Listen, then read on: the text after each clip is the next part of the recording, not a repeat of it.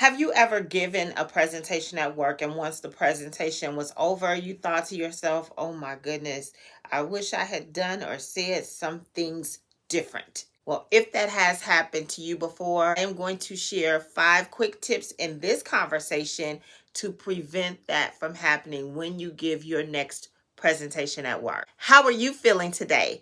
Leave an emoji in the comments and tell me how you're doing today. I am Dr. Shalonda Jones. I am a communication scholar and a public speaking coach. I specialize in helping professionals transform whatever concerns they have with public speaking into confidence. In this conversation today, we are going to talk about how to prevent feeling like your presentation didn't measure up when you get ready to speak again at work. By the end of our conversation, you will have practical techniques that are easy to use to make your next presentation captivating, impactful, and memorable for your audience. The first thing I'd like to talk to you about is captivating your audience's attention from the very first words you say in your presentation. I hate to tell you, but the wrong way to start a presentation is by saying, hello everyone, today I am going to talk about. You only have 5 seconds to captivate your audience's attention. Don't waste the 5 seconds with the traditional, predictable, hello everyone, today we are going to discuss. Instead, use those 5 seconds to catch them off guard with something they're not expecting to hear you say when you first start talking. You can do this by asking a thought-provoking question related to the main point of your speech, or you can quote a statistic related to the main point of your speech, or you can use a popular quote related to the main point of your speech. If you would like to know how to use one of these specific techniques, leave a comment with the technique that you'd like more information about, and I'll show you how to use it in your next presentation to captivate your audience's attention from the first word you say. Since you captivated the audience's attention from the first word you said in your speech, it is now time to keep them engaged. Now, one of the mistakes I see professionals make when they give their presentation is they overload the audience with too much data and statistics. I understand how important data and statistics are in professional presentations. At the same time, we're all human. Most people connect with stories. There are chemical reactions that happen in our brains and our bodies when we hear stories that help people to stay engaged with the information, remember the information, relate to the information, help to make the information more meaningful for them. I'll be very honest, I have been giving presentations in professional settings for quite some time now. I am a university professor. I have given presentations at professional conferences, but one of the things I am working to develop as a public speaker is my ability to tell captivating and engaging stories. Even as a university professor who has to teach students technical terms and statistics and theories and all of these things, I know it can be boring. I am looking for ways to make my learning environment more engaging for my students, and I know telling stories will help to do that. And the same applies for when you are giving a presentation, and it doesn't matter who's in your audience. You can be giving a presentation to members of the board of directors, leaders, colleagues who have the same level of expertise and experience as you. It doesn't matter. People in general connect with stories. When you're gathering data, statistics, whatever information is necessary, absolutely necessary for you to share with your audience, find some stories related to that data that you're sharing in your presentation, because it will bring those numbers to life. It will make those numbers more realistic and more humanized. When the information is more humanized, it helps to build a stronger connection between you and the audience feels more connected to the information you're sharing. Now, Although you've captivated your audience's attention with an attention grabbing introduction and you're keeping their attention by incorporating stories, make sure you're not putting too much information in your presentation, which is the third mistake you want to avoid. I once had a conversation with a prospective client who came to me because they had been told their presentations were entirely too long. And during the conversation I have with prospective clients to see if we are a good fit for each other, that particular prospective client said, my goal is to learn how to make people listen to every single word I have to say.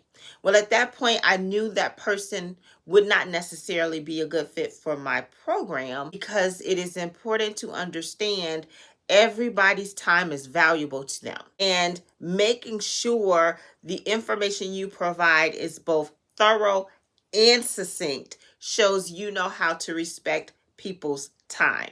Since that prospective client was not willing to learn that skill, the skill of being thorough and succinct, I knew they were not a good fit for the coaching program I offer. What is the point? The point is, it is not necessary to include every single detail in your presentation. Instead, learn to use what's called the rule of three. The rule of three will help to keep the information thorough, balanced, and succinct.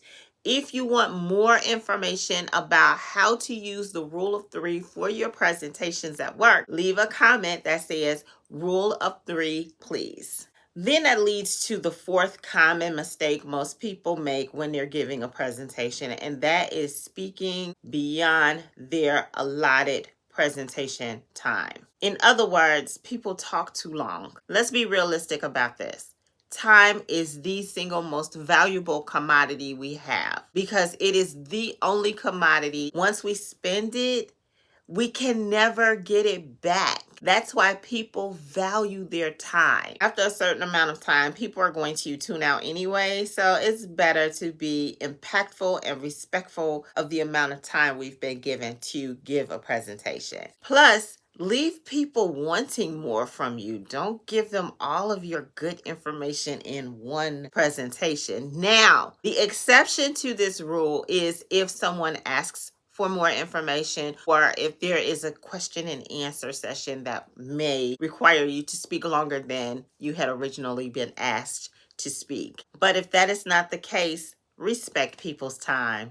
I just mentioned a Q&A session, which is a good segue into mistake number 5 I see people make that can completely destroy their presentation. Now that you have captivated people's attention because you've used an attention grabber in your introduction, you are keeping your audience engaged by sharing stories along with the data you have to discuss in your presentation. You're thorough but succinct, and you're respectful of people's time.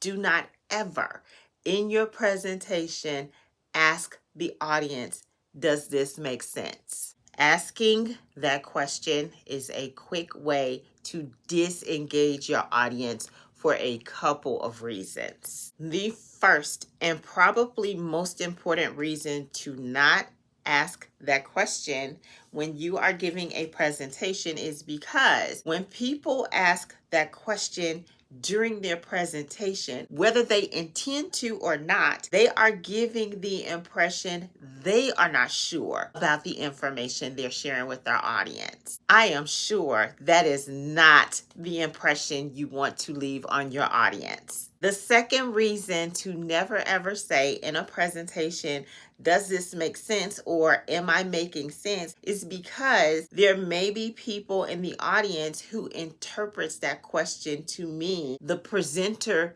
thinks the audience does not have the ability to comprehend. The question can come across as condescending. Even though that may not be the intention of the presenter, too many times that question is interpreted that way. And that is a quick way to disengage audience members. The third reason to never ask, am I making sense or does this make sense, is because it can be a speaking filler. Speaking fillers do not make people sound like they're having a natural conversation. That is a myth. Speaking fillers are a distraction, and when they are used too much, people start to disengage from the main point of the message and focus on the speaking filler. When a presenter relies on that question too often, am I making sense? Does this make sense? That becomes a distraction for the audience. If you would like examples of other questions to ask, because I know the goal is to make sure the information is clear, leave a comment that says better alternatives please, and I'll make an example video with questions you can ask to determine whether or not there's information that needs further clarity or needs to be repeated to help the audience get the full value from your message. Our conversation is coming to an end for now. I would like to remind you of the 5 mistakes to avoid in your next presentation so you don't walk away thinking, oh my goodness, I should have done some things different. These are very easy to implement and they're within your ability. First, do not start your speech by saying, hello everybody, today we will discuss. Instead, use an attention grabber. Second, incorporate stories into your presentation to help reinforce the data and statistics you're discussing. Third, be succinct but thorough. Fourth, respect people's time.